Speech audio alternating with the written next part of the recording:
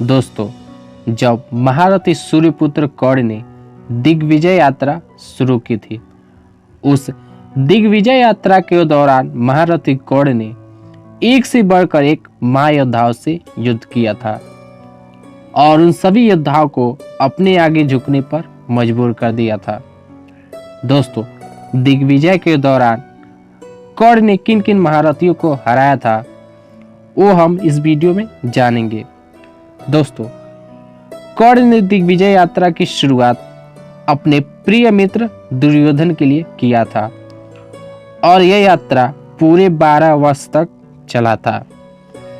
जब शकुनी का सहारा लेकर दुर्योधन ने पांडवों का सारा राजपाट ले लिया और भरी सभा में द्रौपदी का अपमान किया था, तब उस सभा में उपस्थित पितामह भीष्म, द्रोणाचार्य, कृपाचार्य आदि ने दुर्योधन का बहुत विरोध किया और कहा, दुर्योधन, तुमने द्रौपदी का अपमान करके बहुत बड़ा अधर्म किया है, इसलिए तुम पांडवों को उनका सारा राजपाट वापस कर दो।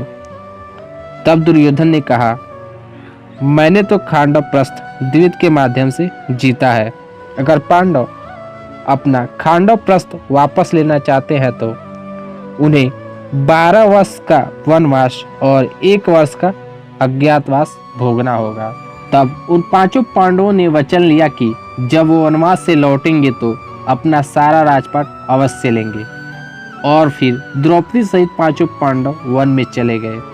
दोस्तों, शकुनी को इस बात की भनक हो चुकी थी कि जब पांडव वन से लौटेंगे तो एक बहुत बड़ा युद्ध होगा और उस युद्ध में वही जीतेगा जिसके पास अपार सेना होगी।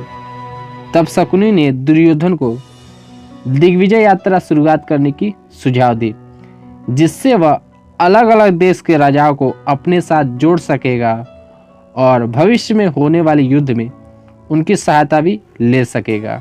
दोस्तों, महाभारत के कर्ण पर्व के अनुसार पूरे विश्व को जीतने के कारण ही सूर्यपुत्र कर्ण को दिग्विजयी और दानवीर कहा जाता है। कहते हैं कि जब पांडव वनवास में थे तब दुर्योधन एक दिन गंधर्वों से युद्ध हार गया था और वो खुद को काफी लज्जित महसूस कर रहा था। तभी वहां भीष्म पितामह आते हैं। क्या तुम्हें सूर्यपुत्र कर्ण पर इतना भरोसा है जो तुम्हें गंधर्वों से भी ना छुड़ा पाया? क्या तुम्हें अभी भी उसके शक्ति पर इतना विश्वास है? पितामह भीष्म इतना कहकर वहां से चले जाते हैं।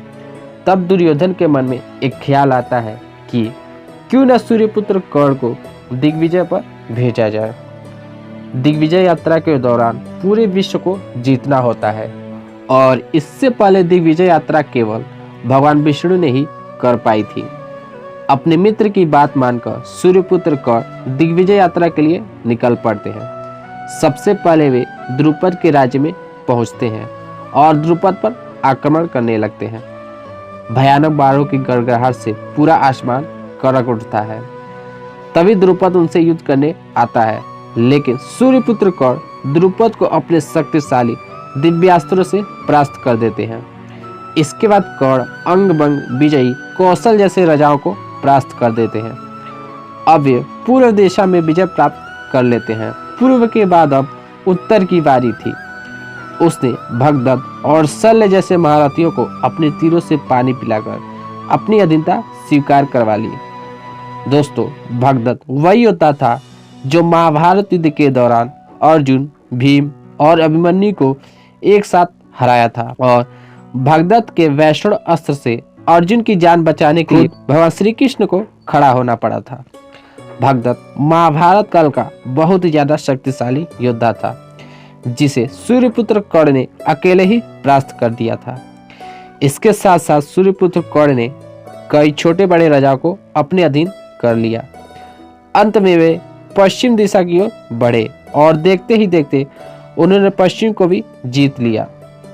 जब वो द्वारिका पहुंचे तो खुद भगवान श्री कृष्ण जी ने कर्ण को शुभकामनाएं दी। ये सब देखकर दुर्योधन काफी खुश होता है और पितामह भीष्म भी सूर्यपुत्र कर्ण के कौशल को देखकर चकित रह जाते हैं।